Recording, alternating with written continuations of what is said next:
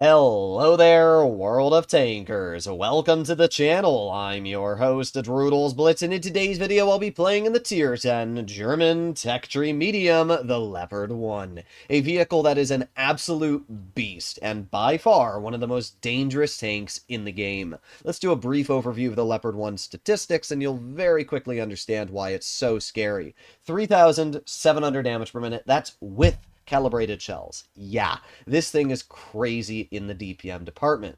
It also features the most accurate gun in Tier 10. So you have accuracy and DPM. It has great standard pen, fantastic premium pen, and even really good damage per shot at 360, allowing you to outtrade most other Tier 10 mediums. The vehicle is incredibly mobile, reaching a top speed of 63 kilometers per hour, and because I'm running gear oil, it actually allows me to achieve a top speed of 67 while also reversing at 27. The craziest part about the Leopard 1 is that it has a better power to weight ratio than almost all light tanks. If you don't believe me, go into a website like BlitzStars or BlitzKit and take a look at the actual effective power to weight ratios on this vehicle. It is faster than most tier 10 lights. And that means that not only will you get in the position faster than light tanks, not only do you out DPM and a better accuracy than light tanks, but you also have more hit points. So you're really just a better light tank. This vehicle also features adaptive concealment, allowing you to know when you're spotted, who spotted you, and when you're unspotted, plus you get unspotted 3 seconds faster. So all that yapping later, basically the Leopard 1 is a freaking beast. This is not a tank that you ever want to mess with. We already spotted that Chieftain, which not only gave our Sheridan a free shot into his tank, but also gave us a free shot into his tank. And now we're going to push over to the side of these players and try and catch them off guard. So we're going to do that right now. Not sure why our E100 is scared. The enemy team is very clearly not going to this flank of the map. We can see the enemy BZ-58, which we get a nice shell into, 331 damage. We're going to put on my adrenaline, and not able to get another shell out just yet, but we do have the 268 in the back. Man, that was really unlucky there, wasn't it? That shell could have gone everywhere and decided to hit the one spot that was a bounce. But we do have the side of the E5. There you go, nice 394 damage. That tracking shot also gives our Waffenträger the ability to take that player right out of the game, which is huge. So just like that, we've already done pretty good. We have the ATAC who's being pushed back. We get a nice 340 damage shell into that tank. We do have the 268. I don't want to be shot by that, so I'm just going to wait. 268, keep sitting there. You can stare at me all day if you want, dude.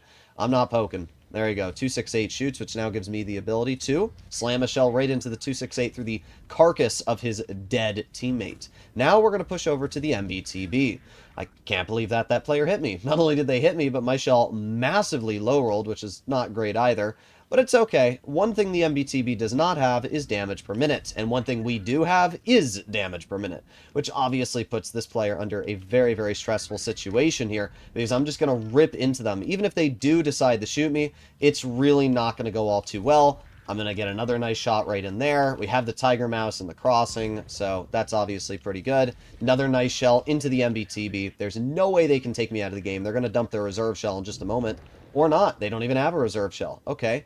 Well, at this point, all that's left is the Agpans are on the other side of the map. Probably not going to be able to get to that player, but we already had a really good game. We absolutely demolished everything that was placed in front of us. The MBTB, the Object 268, basically everything. And it really does show how the Leopard 1 is just this insane vehicle. I mean, don't get me wrong. The E50M, the T22, the M48 Patton, they also feature these really, really good outputs of damage per minute, mobility, and they have armor. But this tank doesn't need armor because at the end of the day, you're going to just beat anything that has less DPM than you in a brawl. The enemy MBTB doesn't matter how much health you have because it's just going to be more for my grand total. So our first game, we ended up dealing 3,600 damage, finishing top in the team and having a super easy victory. Our great mobility allowed us to get super quickly into a crossing position, spotting the enemy chieftain, not only bleeding the player ourselves, but then giving the Sheridan crucial information, bleeding that player. Then, because we knew the chieftain was going over to the medium flank, I could get behind them, get some free shots, distract the enemy, while we still had tanks on the heavy and medium flank, and just demolish them. I know I'm kind of yapping, but point being, Enemy team had no chance. The moment we knew where they were going, it was over for them. Especially once you get into the enemy spawn, because then they're really presented with this awkward situation. You got tanks here, tanks here. If you turn to shoot this tank, then this tank's shooting you. And even one Leopard 1 is not a tank you want to leave alone. I got 3,700 DPM. If you compare that to like an enemy M6 Yo, I can basically double that tank's effective DPM. So you got to be really, really careful about this vehicle. Either way, up against us we have a Vickers CR and a Kampfpanzer 50-ton. They also have an Object 260, which could be making its way over to the medium flank. We can actually see me being just as fast as the T100 LT in this game. Such a good example of the insane mobility this tank does carry. So what we're going to do right now is we're going to chill in this crossing spot. We'll see if that Kampfpanzer does decide to cross, which they do. We get a nice 380 damage shell out. That's not bad. The Vickers CR gets shot. And there you go. We're unspotted. We can tell that from the light bulb. So we move right into this bush here, and we wait. If that Vickers decides to poke, we can just chill here and miss. That was really, really unfortunate. That Kampfpanzer shoots at our Foch. Here's the thing. So far, nothing has been spotted on the heavy flank. That leaves me to believe that the enemy team is all over here. So I'm going to take a quick... okay. Leopard 1 gun, it may be the most accurate, but you do have to wait for it to fully aim in, because if you don't, it hits some really, really goofy shots. Get a nice shell into the 4005, though. Let's put my adrenaline on so we can get another shell out. This is where that crazy DPM just rips. I mean, we literally took 700 health off that player just like that. Now we can take a blind shot. Oh, we have spotted the E75, which is obviously really, really nice. Let's poke the 4005. There you go. Nice 382.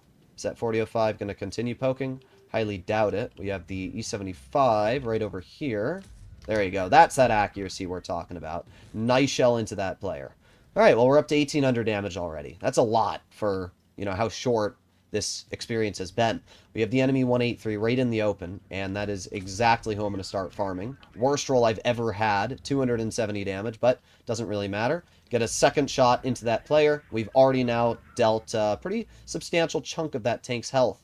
Aiming again, 420, that 100% made up for the bad roll we had. Let's aim it again on this 183. Boom. 360. We have just brought a full health FE2 and 5B 183 to nothing. Think about that. That was literally a full health player. And there's that accuracy, easily snapping that shell into that tank across the map. We have the Vickers in front of us. Nice 407 roll. This Vickers is already just completely useless to us. I'm going to ignore that player, let our team deal with that, and we're going to move up a little bit and start aiming it on the enemy E75. Nice 360 damage shell into the lower plate. We're up to 4,300 damage so far. We're going to load a heat shell so we can pen that E75 in the upper plate now, and we're going to keep on aiming. We're going to load one more gold shell, take that player out of the game, and that leaves us with 2 tanks left. The enemy Object 260 and the M6 Yo. Now we know the Yo is somewhere back here because that's where we last saw them.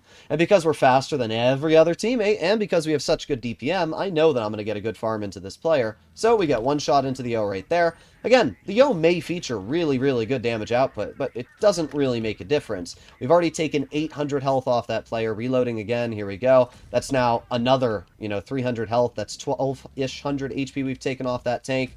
Now we've taken off, what, 1,600 health? We back up. Now with the T-30s over here, which gives me a little bit of crucial time that I need.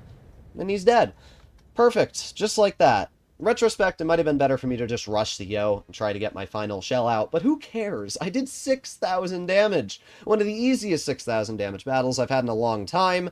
Not even breaking a sweat. We didn't even ace the tank. The Leopard 1 is, in a skilled player's hands, one of the most overpowered tier 10s by far. I mean, it's insane. You have the DPM, you have the mobility. The only thing you don't have is armor.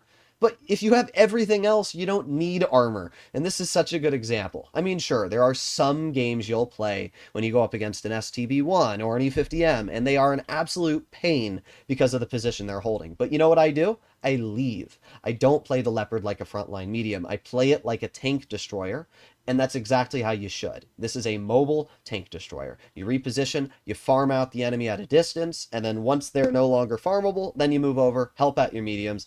Obviously, if my medium flank was ever in a situation where it was going to fall apart, I would have helped. But it wasn't. And because of that, I could farm out the 183, I could farm out the 4005, the E75, the M6 Yo, and then shoot the Vickers CR and make my way to the end. Such a good example of why the Leopard is insane, and why it is still the best light tank if you technically think about it. I'll see you in the next one. Bye-bye.